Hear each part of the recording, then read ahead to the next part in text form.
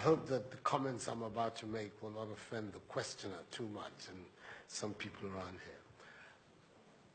I think there is a fundamental misstatement of the issue in the question. We can no longer continue to make policy for ourselves, in our country, in our region, in our continent, on the basis of whatever support the Western world or France or the European Union can give us. It will not work. It has not worked, and it will not work. Our responsibility is to charter a path which is about how we can develop our nations ourselves. It is not right for a country like Ghana, 60 years after independence, to still have its health and education budgets being financed on the basis of the generosity and charity of European taxpayers. By now, we should be able to finance our basic needs ourselves. And if we are going to look at the next 60 years as a period of transition, a period whereby we can stand on our own feet, our perspective has not to be what the French taxpayer decides to do with whatever surpluses that they have in France. They're welcome. They're appreciated. Whatever interventions that the French taxpayer through their governments make to us are appreciated. We're not going to lick a gift horse in the mouth. But this continent, and with all that has happened, is still today the repository of at least 30% of the most important minerals of the world. It's a continent of vast, arable, and fertile lands. It has the youngest population of any of the continents in the world. So it has the energy and the dynamism. We have seen it. These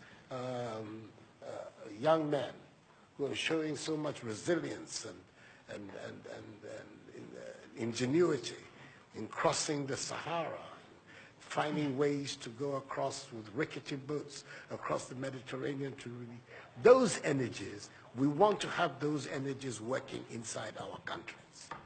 And we're going to have those energies working in our countries if we begin to build systems that tell the young people of our country that their hopes, their opportunity are right here with us.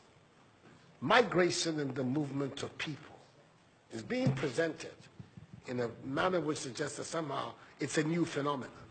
There's nothing new about it. It's as old as man, the movement of people. And it has always been linked to the same thing. The failure of where you are to provide you with an opportunity, so you move somewhere else. Those of you who are familiar with 19th century European history would know that the biggest wave of immigration in 19th century Europe, the latter part of it, came from Ireland and from Italy. Waves upon waves, generations of Italians and Irish people left their countries to seek the American paradise, largely because Ireland was not working, Italy was not working. Today, you don't hear it. Italian young people are in Italy. Irish young people are in Ireland. We want young Africans to stay in Africa. And how are they? And it means that we have to get away from this mindset of dependence. This mindset about what can France do for us. France will do whatever it needs to do for its own sake. And when those coincide with ours, tant mieux, as the French people say.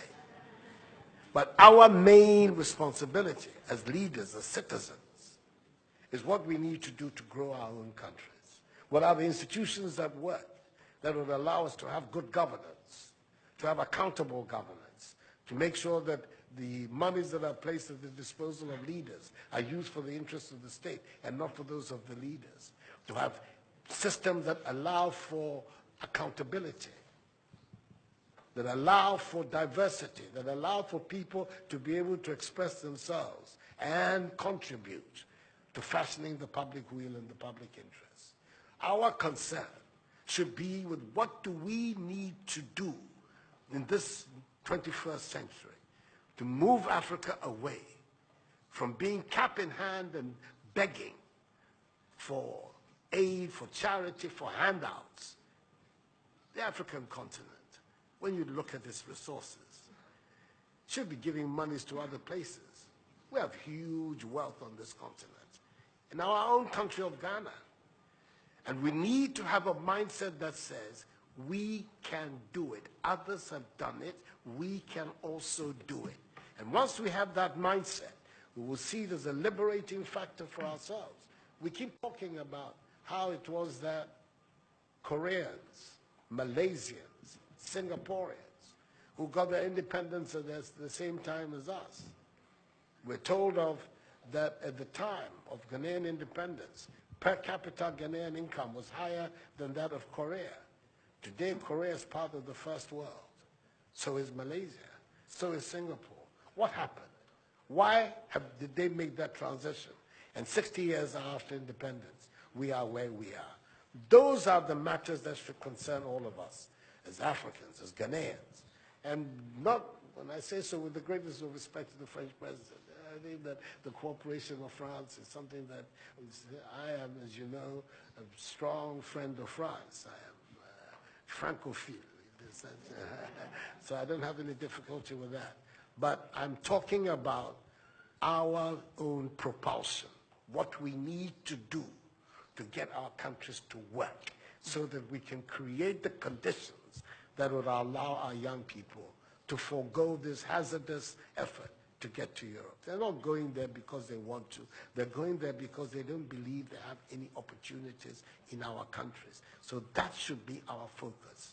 And I believe that with that if we change that mindset of dependence, that mindset which is contingent on aid and charity, we would see that in the decades ahead of us, the full flowering of the African peoples would take place. And that new African personality that was talked about at the time of our independence will become real and imminent in our time. That's what I'm saying. I hope that I'm not upsetting the questioner or even some of my friends who are here. But these are my strongly held beliefs. And that is the reason why I've adopted as the slogan of my presidency, of my period of the Supreme Office of Ghana, that we want to build a Ghana beyond aid. A Ghana which is independent, which is self-sufficient, that is capable of standing on its own feet and building its own life. We can do it if we have the correct mindset to do so. Mr. President, those are my contributions.